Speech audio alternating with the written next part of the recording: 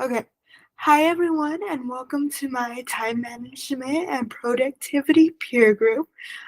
This is a group that I created to help people better manage their time. And if you ever felt like feelings of procrastinating where you never got anything done that you wanted to do, this is why I created it. But first, I wanted to introduce myself. My name is Desiree.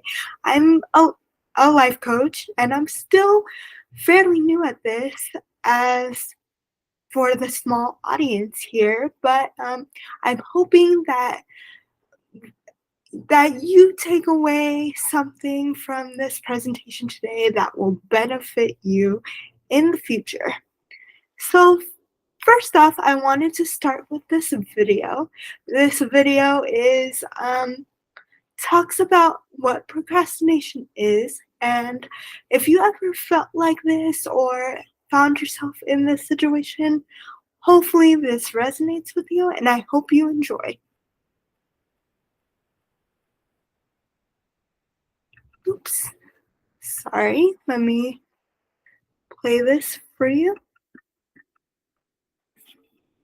1 second. There we go.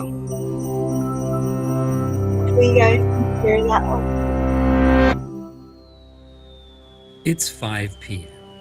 and you've just realized that report you've been putting off is due tomorrow. It's time to buckle down, open your computer, and check your phone. Maybe catch up on your favorite YouTube channel.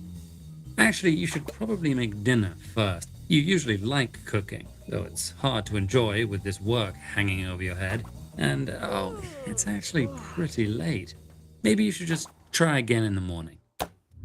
This is the cycle of procrastination, and I promise you, we have all been there. But why do we keep procrastinating even when we know it's bad for us? To be clear, putting something off isn't always procrastinating.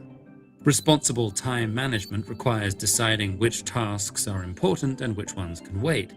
Procrastination is when we avoid a task we said we would do for no good reason, despite expecting our behavior to bring negative consequences. Obviously, it's irrational to do something you expect to harm you. But ironically, procrastination is the result of our bodies trying to protect us, specifically by avoiding a task we see as threatening. When you realize you need to write that report, your brain responds like it would to any incoming threat. Your amygdala, a set of neurons involved in emotional processing and threat identification, releases hormones, including adrenaline, that kick off a fear response. This stress-induced panic can overpower the impulses from your prefrontal cortex, which typically help you think long-term and regulate your emotions. And it's in the midst of this fight, flight, or freeze response that you decide to handle the threat by avoiding it in favor of some less stressful task. This response might seem extreme. After all, it's just a deadline, not a bear attack. But we're most likely to procrastinate tasks that evoke negative feelings, such as dread, incompetence, and insecurity. Studies of procrastinating university students have found participants were more likely to put off tasks they perceived as stressful or challenging, and the perception of how difficult a task is increases while you're putting it off. In one experiment, students were given reminders to study throughout the day. While they were studying, most reported that it wasn't so bad, but when they were procrastinating, they consistently rated the idea of studying as very stressful, making it difficult to get started. Because procrastination is motivated by our negative feelings, some individuals are more susceptible to it than others. People who have difficulty regulating their emotions and those who struggle with low self-esteem are much more likely to procrastinate, regardless of how good they are at time management. However, it's a common misconception that all procrastinators are lazy. In the body and brain, laziness is marked by low energy and general apathy. When you're feeling lazy, you're more likely to sit around doing nothing than distract yourself with unimportant tasks. In fact, many people procrastinate because they care too much. Procrastinators often report a high fear of failure, putting things off because they're afraid their work won't live up to their high standards. Whatever the reason for procrastination, the results are often the same. Frequent procrastinators are likely to suffer from anxiety and depression, ongoing feelings of shame, higher stress levels, and physical ailments associated with high stress. Worst of all, while procrastination hurts us in the long run, it does temporarily reduce our stress level, reinforcing it as a bodily response for coping with stressful tasks. So, how can we break the cycle of procrastination? Traditionally, people thought procrastinators needed to cultivate discipline and practice strict time management. But today, many researchers feel the exact opposite. Being too hard on yourself can layer additional bad emotions onto a task, making the threat even more intense. To short-circuit this stress response, we need to address and reduce these negative emotions. Some simple strategies include breaking a task into smaller elements, or journaling about why it's stressing you out and addressing those underlying concerns. Try removing nearby distractions that make it easy to impulsively procrastinate. And more than anything, it helps to cultivate an attitude of self-compassion, forgiving yourself and making a plan to do better next time. Because a culture that perpetuates this cycle of stress and procrastination hurts all of us in the long term.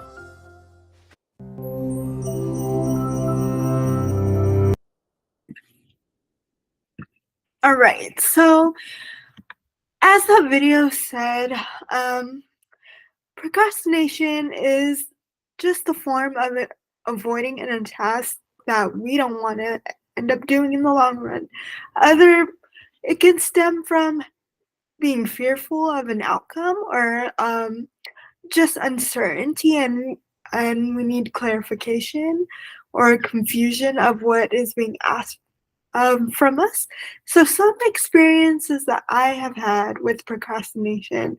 Well, one example is actually this PowerPoint. The day I started this PowerPoint, I had to write down the title and literally close my laptop because I did not know what I wanted to do with this presentation, and that's all I did for that one day for this presentation. And sometimes that's all you need to do when you're feeling stumped. Is the best thing you can do is just step away, because sometimes when we try to get work done in a timely manner where we feel rushed, the ideas don't flow. So that is where journaling and removing distractions and breaking the task into smaller portions helps, because it seems less overwhelming. And I'm not saying that procrastination still won't happen, it happens to the best of us, but hopefully it will increase motivation for us to get the task done, or inspire us to at least work on it. So this group is broken down into 6 different weeks. Each week we'll be doing something different. It has a different theme in mind. The group meets once a week online like we are right now. So you got here today, good job. So you will have no problem joining this group in the future. Then after that, we will have weekly assignments. And don't worry, I'm not gonna bombard you with homework. It's gonna be assignments that you'll already add to your daily life. So working on to-do lists or journaling how you felt that day. And they're not gonna take long at all, maybe 10 to 15 minutes or even shorter if you wanted to. You can even voice type it out if you want, just to get it down so you can see it. And then the only reason I have you do these assignments is to self-reflect and share with others, because sometimes when we share with others without writing information down, we often forget what happened in our day because our lives are so busy. So we just want to provide feedback and support others as best we can. And if you have setbacks, like you didn't do homework that one day, it's okay. It doesn't mean you're failing at this group. It just means you're human, and that's why you're here, to get the support you need. Okay, so the first week we're gonna do introductions. It's just important to share our stories with one another. Every experience is different, so everyone has something different to say, and their input is valid. And you never know, you might get good information from someone, from an idea that you never thought of, and hopefully form connections with others that will stick with you even when we leave this group. So then in week 2, I will start providing resources that we can try out, and you can let me know what works and what doesn't. So, for example, I have some time management, just reflection journals, and you'll say or how much time you spent on one task. And I know it sounds tedious at first, and you're like, I don't have time to write that down, and that's okay. The important part of this group is just to try your best and to try something different for something that works for you. So then we'll also write down short-term and long-term goals you have for each week. So a short-term goal could be like, I made my bed today. I did one load of laundry, and stuff like that. Um, and through this, some people might find other resources that work for them that they might want to share with the group, such as a reminder to drink water app or a specific planner they like to use. And, this is a group where we can have open discussions. So then week 3, we'll talk about procrastination. So don't worry if the first to-do list you make, and say you set your goals really high and you thought you were going to get all this stuff done this one week and you didn't. And that's okay. That was the main point of that exercise. So we'll then reflect on what you felt during the week, what you got done and what you didn't, and we'll openly share our feelings on what we journaled and how we can work through the feelings next time they arise.